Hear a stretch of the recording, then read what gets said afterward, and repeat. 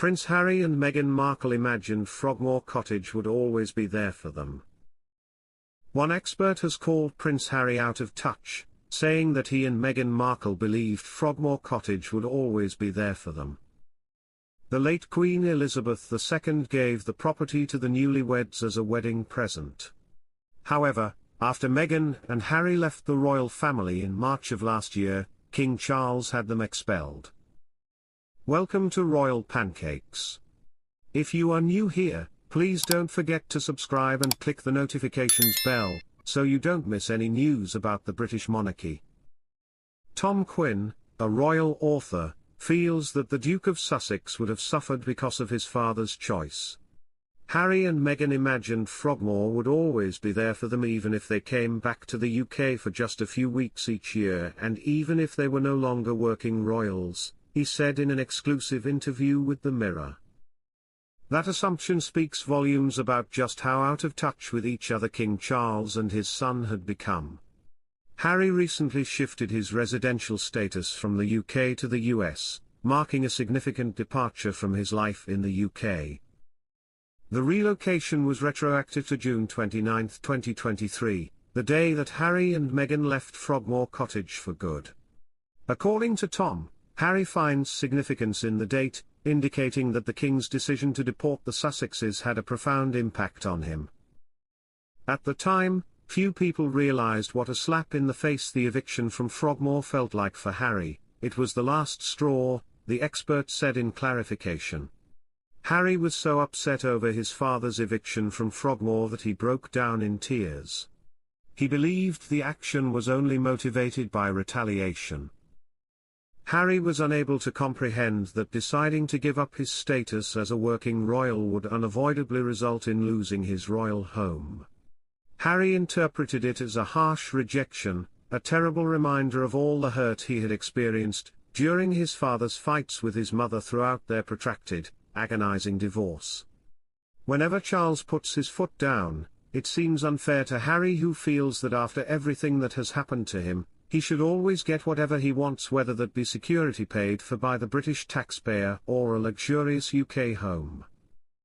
Tom went on to say, for many Harry is just a poor little rich kid behaving like a spoiled brat, but Harry sees himself as the eternal victim. While Meghan Markle is fully dedicating herself to building her lifestyle brand, she has encountered some stumbling blocks in her most recent podcast partnership.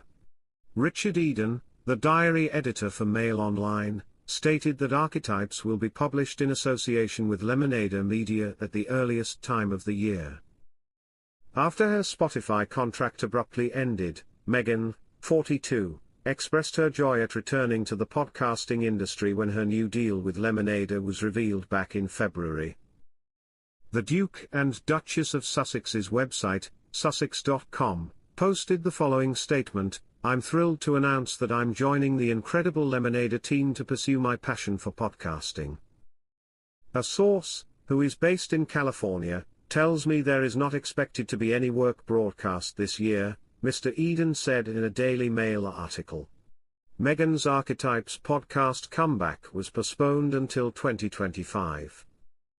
Mr. Eden adds that Lemonade did not want Meghan's soon-to-be Netflix series, which is now filming, to overshadow the podcast's debut.